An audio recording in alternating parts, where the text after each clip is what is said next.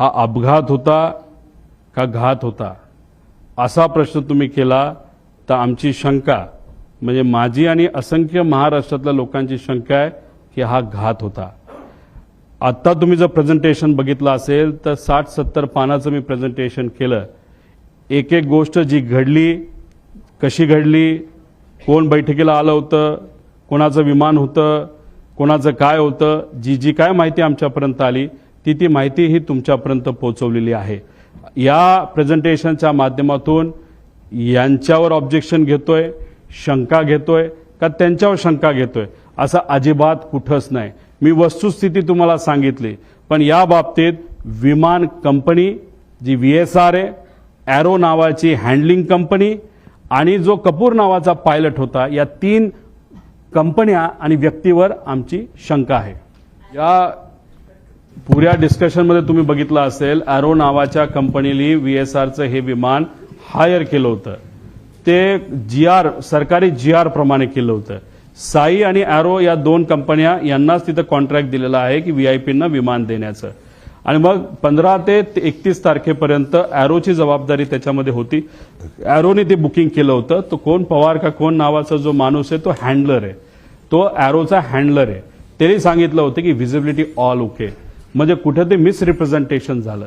ती कंपनी कोणाची कशी अजूनपर्यंत मला तरी काय माहिती मिळालेली नाही, पण बऱ्याच राज्यामध्ये आज जे कुठले सत्तेत आहेत त्या राज्यांबरोबर ती कंपनी काम करते असं मात्र त्या ठिकाणी आम्हाला कळालेलं। म्हणजे बऱ्याच मोठ्या लोकांचा त्यांचा संपर्क नाही तर ओळख असावी असं वाटतंय। ही शंका पूर्ण करत असताना CID बद्दल आपल्या सगळ्यांना माहिती आहे। आता तिथं विमानाच्या म्हणजे एअरपोर्टवर पोलीस अधिकाऱ्यांना अलाउड नसतं, मग CID ह्या गोष्टी कशा करू शकतं? कारण हे शेवटी एक्सपर्ट ओपिनियन याच्यामध्ये लागणार आहे। मग एक्सपर्ट ओपिनियन कोणाकडे? अशा भारताच्या बाहेरच्या 1-2 कंपन्या तुम्ही हायर करा, या इन्व्हेस्टिगेशनमध्ये त्यांना तुम्ही ताकद घ्या। DGCA ला सुद्धा एक टीम तुम्ही त्या ठिकाणी तयार करा।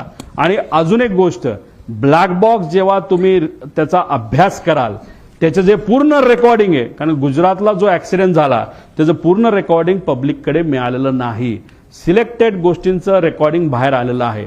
आमची मागणी आहे ब्लॅक बॉक्स मधलं जे कुठलं तिथं रेकॉर्डिंग आहे जे पूर्णपणे परिवारातल्या एका व्यक्तीला नाहीतर काही ठराविक लोकांना एक्सपर्ट बरोबर ते बघण्याची संधी सरकारकडनं त्याच्यामध्ये देण्यात यावी। आणि त्याच्याच बरोबर जे काही डिव्हाइसेस नाहीतर जी काही तिथं इक्विपमेंट्स होती त्याची जी मुवमेंट असेल ती सुद्धा आम्ही एखाद्या तज्ज्ञाकडनं त्या ठिकाणी त्याचा अभ्यास करू।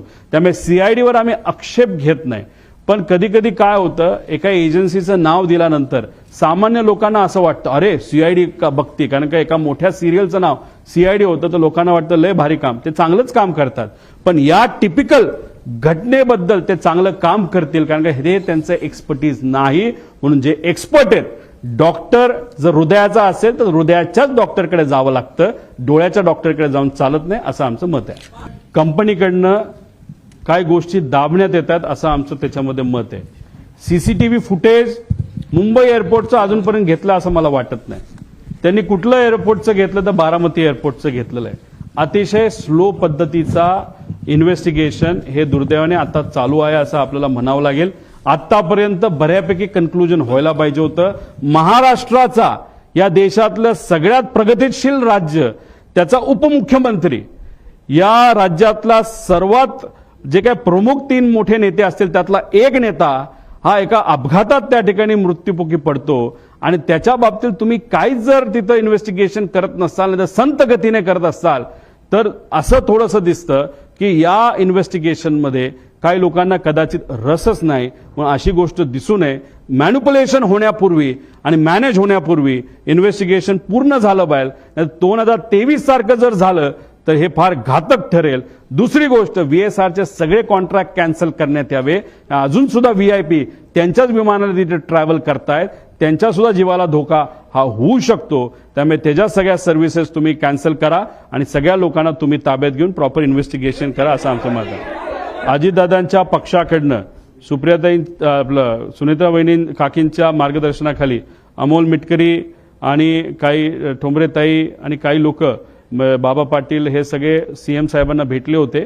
एक त्यांनी तिथं पत्र दिलंय, म्हणजे त्यांच्याच पक्षातल्या काही आमदारांना आणि कार्यकर्त्यांना आणि पदाधिकाऱ्यांना शंका या बाबतीतली आम्हाला सुद्धा तशीच शंका आहे. त्यामुळे इन्व्हेस्टिगेशन प्रॉपर व्हावं यासाठी योग्य त्या अथॉरिटीला आम्ही सुद्धा पत्र देऊ.